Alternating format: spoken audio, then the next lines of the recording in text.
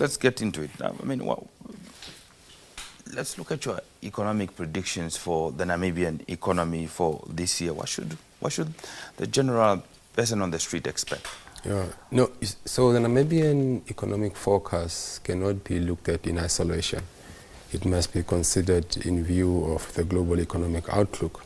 Now, what we do know is that there are perhaps 3 or 4 factors that, in my view, could underpin any forecast going forward. The first one is obviously the energy crisis, and the energy crisis globally, to the extent that it affects everyone. You would realize that there's the whole rolling blackouts in South African economy because of the lack of security of supply in Eskom. You know that the Zambian situation is also now being affected by the energy supply. You know that the whole gas situation in the advanced economy. On a more positive side, though, is that gas prices has come down, it appears. So that's the one, the energy crisis. The increase in standard of living in terms of the increase in price for essential commodities that households consume on a daily basis, that will remain a risk to the outlook. Obviously, you've got the huge debt as a consequence of COVID, and obviously countries having divergent responses or recoveries to the debt levels that occurred as a consequence of that. And then I think the last one would be the food and security crisis that we have in terms of where the geopolitics are going and how that affect the outlook. Now, having considered that, there's generally, and things are quite dynamic in the sense that it's changing quickly. The threat of recession remain. But if you look at how things have changed from in the past 14 days, where within the first week of January, we were predicting a full-blown recession for 2023. The numbers have changed this week, where the recession, the threat of recession still remain. However, it could be divergent in the sense that some countries will obviously go under recession. But obviously with China now opening up again, there's hope that perhaps the Euro area and the US might not go in a full-blown recession. But what about Japan? There are some prospects of the possibility of Japan also going into recession. What are the implications if Japan does go into recession? Because it's one of the biggest economies in the world. Yes, and that's exactly why the divergent recoveries, the divergent economic cycles that we are seeing ourselves, that some countries obviously will be hit by the recession, but also I think it could be mild for countries like perhaps Japan and some of the others. The UK, for instance, they are still being predicted to go into a recession.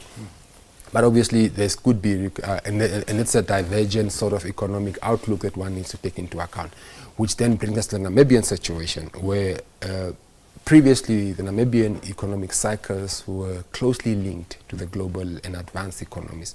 I think over the years there's been a slight change in that, where our recovery or our growth is not as strongly linked in terms of the impact to the advanced economies. What you would know is that we had 6 consecutive quarters of growth. If you look at quarter 2 2022, there's been a revised numbers there from 5.4 to 6% growth. The third quarter obviously was 4.5 in relation to last year when we had that rebound from COVID, which was at 6%. So generally there's been an upward trend in Namibian economic activity, which augurs well for the Namibian economy in a whole. But what you would want to see is more inclusive growth, an inclusive growth where the majority participate, where more people, where more jobs are being created and opportunities are being created. Currently what we are seeing is really a very small pool of economic actors that are driving the economy to the extent that where we are. Going forward in terms of the Namibian economic outlook, there could be a downward revision, right? But not to the extent that we would see a recession, in my view. There could be a few sort of, we're still expecting the rain, so agriculture could again be impacted by that. But are we really likely to see it? Can we perhaps, the issue of agriculture in this country, we have so much rhetoric when it comes to political statements, the backbone of the economy. Do you foresee perhaps different resource allocation to actually help it grow? Because I did also want to touch on the thing that you mentioned earlier, that you'd want to see inclusive growth, because we have in this country sometimes that there is economic growth, but there is an economic development because not everybody is participating. Yeah. Yeah. So, and remember that as developing an emerging economy, there should be a greater emphasis on the development as opposed to perhaps what you would refer to as growth. But having said that, I think agriculture still remains a key component of the global economy. The food crisis, supply chain disruptions on the food side, you know what happened to wheat prices during that period. So there is an impetus for Namibia to start looking at that as a serious industry to be able to unlock value. But what I wanted to come back to is that mining will remain, has come back quite strongly in the past year and a half. You know what's happening to lithium, you know what's happening to electrical cars, the demand, and we've got some of these raw products. We know that we've got now the discovery of oil. Hopefully this year a lot of work will go into that, and that will accelerate economic activity in that respect. We are hoping to see what really happens to green hydrogen this year, because the pilot projects now has to kick off. And again, this is on the back end of the energy crisis in advanced economies and how they want to sort of create linkages to be able to sustain industries that they currently cannot access with their current energy mix. So it's an interesting time, but one of the things that we should be fully conscious about is that we shouldn't have too long an outlook, because things are changing very quickly. I mean, if you look at how interest rate is impacting our lives as soon as the Bank of Namibia make an announcement. Previously, it used to be what I would refer to as the 18 months transmission mechanism, but now it's almost immediate.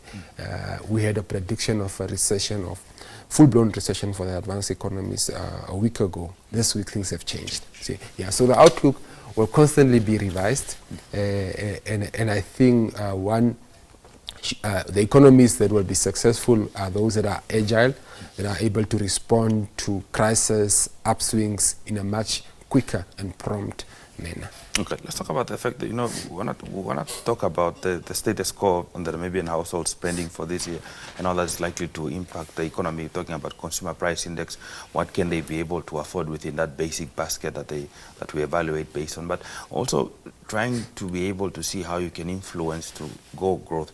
I want to talk about the fact that you did mention that Namibia's economy is slowly but surely detaching itself from the dependency of other economies. But as of recent, there is an indication to say that South Africa, the ruling party, continues to talk about, you know, going leftist in terms of reforming the mandate of the central bank to perhaps control the issue of fluctuation at the exchange rate so that it can further influence the economic development. Is that something that perhaps that Namibia should also be considering moving forward? Well, I wouldn't go as far as calling it a leftist approach. I would really go as far as calling it more expanding the scope of the Reserve Bank.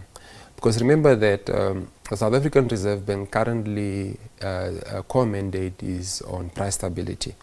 Price stability in trying to make sure that they are able to keep inflation within the target range of 3 to 6%.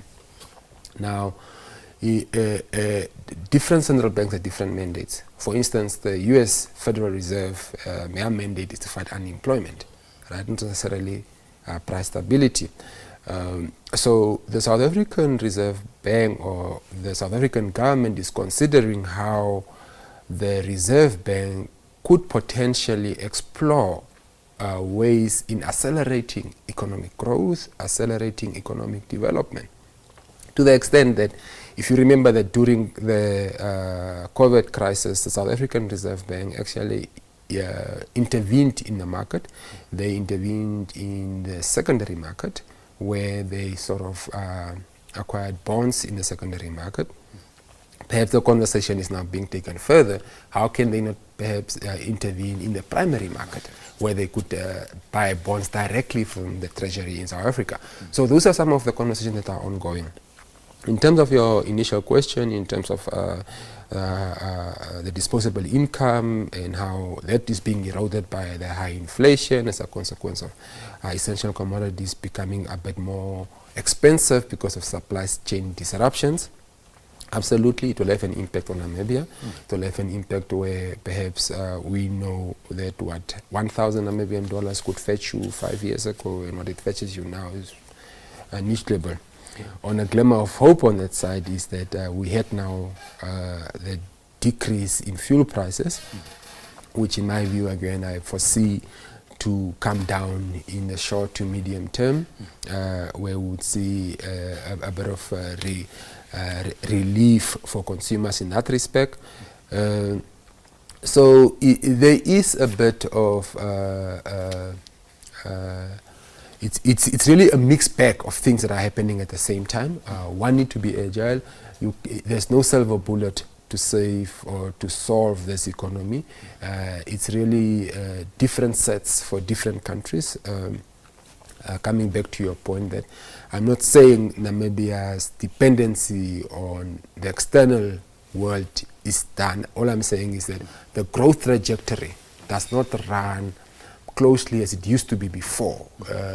And as a consequence, there's then a need for the Namibian economy to perhaps start looking at how can we path our own way in different sectors where we enjoy comparative advantage, as opposed to waiting perhaps what the global economy is doing. But notwithstanding that, those developments we need to be taken into consideration as we make these decisions. So in a nutshell, the disposable income of consumers will be eroded because of the high prices for essential commodities. The developments in South Africa in relation to expanding the scope of the Reserve Bank is developments that we need to keep our eyes on. If you remember that last year the governor of our bank also did something that has not been done before in terms of really speaking to the financial institution in terms of the variation that exists between repo and prime, to say is there flexibility of really exploring and considering whether it's not too high, and that obviously contribute to a cost of living and subsequently blunt growth. So these are all some of the conversations that are ongoing. So in that respect, the Namibian economy, as I indicated, it has grown. I think it will continue, but also it will sort of expand, but not at the rate at which when we rebounded from the COVID situation. Oh. So the outlook in that respect will be revised downwards, but I don't see us moving into what we now see as a global recession. The threat of growth remain, and the threat of recession remain, but I'm quite optimistic that we could be able to weather the storm, but it needs to be inclusive. Okay. Now, unfortunately, we're running out of time, but one quick final question. Talk about the possibility of where can one invest in. I know there's no investment is perhaps exempt from recession, but if one was to consider any investment opportunities in these current financial calamities that we find in ourselves, I mean, considering Lesotho was one of the best performing in terms of the traded companies now with the report that came from the stock exchange, what are some of the avenues that one can best place their money during these times? Yeah, I think energy remains an attractive destination, especially with the energy crisis that we have. I think there's a real need to consider the independent power producer landscape because of the single buyer approach that ECB is also considering. And essentially what you can do is you could start, because we import power from South Africa, so Eskom also export power to SESCO in Zambia, and you saw what had happened and how things are moving there. So I think there's a real need to consider moving towards the energy space, especially the alternative energy source as we know it.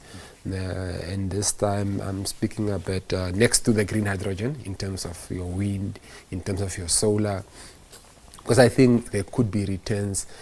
You would also know that for an economy to grow, it needs to be powered, Yes. you know, and without energy, we might not have the strong industrial growth that one wants to see. So that remains an attractive investment destination.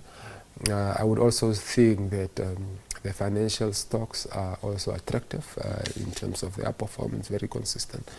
One of the highest performing shares over the considerable period, and I would advise that perhaps that remain an attractive destination as well. But over and above that, the real sector.